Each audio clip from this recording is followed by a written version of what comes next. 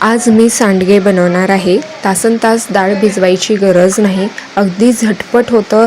बाहेरून डाळ दळून आणायची गरज नाही, गॅस न चालू करता अगदी झटपट हे सांडगे मी बनवणार आहे। चला तर मग रेसिपीला सुरुवात करूया। तर इथे मी मिक्सरचा जार घेतले आहे, 1 कप चणा डाळ घेतली आहे।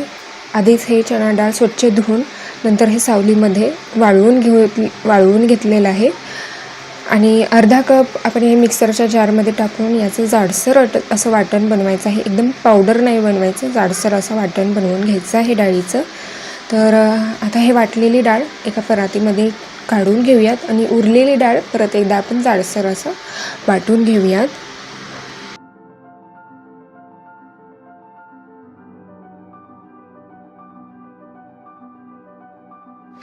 आता यामध्ये 1 चमचा जाडसर वाटलेला जिरे पावडर घालूयात, लाल तिखट घालूयात, चवीनुसार यामध्ये मीठ घालूयात, हळद आणि 1 चमचा यामध्ये लसूण पेस्ट घालायचं आहे आणि मूठभर यामध्ये बारीक चिरलेली कोथिंबीर घालूयात आणि आता हे सर्व व्यवस्थित असं मिक्स करून घ्यायचं आहे।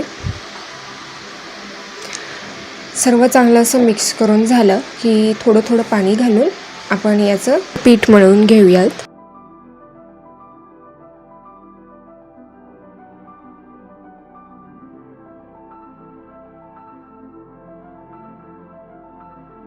दोन चमचे यामध्ये मसुरीची डाळ घालायची आहे।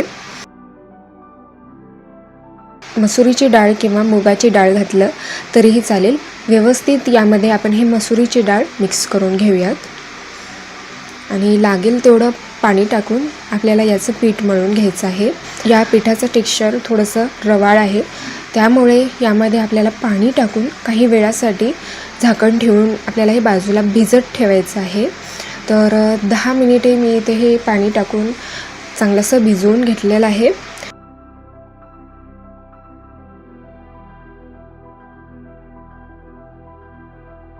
लागेल तसं यामध्ये पाणी टाकून याचं आपण पीठ मळून घेऊयात किंवा याचा गोळा बनवून घ्यायचा आहे।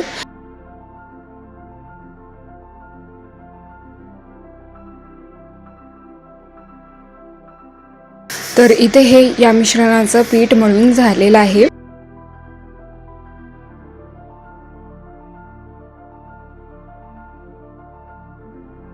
आता या मिश्रणाचं थोडंसं पीठ घेऊयात आणि याचं आपण आता सांडगे घालूयात। स्वच्छ सुती कापडावर याचे अशा प्रकारे सांडगे टाकून घ्यायचे आहेत आणि सांडगे टाकून झाले की आपल्याला हे उन्हामध्ये टाकायचं आहे। कडकडीत आपल्याला उन्हामध्ये 2 दिवस हे सांडगे चांगलेसे वाळवून घ्यायचे आहेत आणि नंतर एअर टाईट कंटेनरमध्ये भरून ठेवलं की वर्षभर हे सांडगे चांगले असे टिकतात। तर अशा प्रकारे इथे हे अगदी सोप्या पद्धतीने डाळ तासनतास न भिजवता अगदी सोप्या पद्धतीने सांडगे बनवून झालेले आहेत। चला तर मग परत भेटूया त्याच्याच एका नवीन रेसिपीसोबत।